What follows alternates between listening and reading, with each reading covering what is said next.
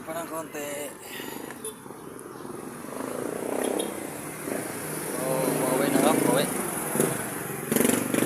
Lalakad ko lang pauwi pagka walang pamasahe. Lakad ako niyan. Pangalawa, habang naglalakad, mag-vlog tayo dyan sa mga gilid-gilid na yan. Vlog natin yung karsada para malibang-libang, para mabilis makadating sa pauwi, di ba?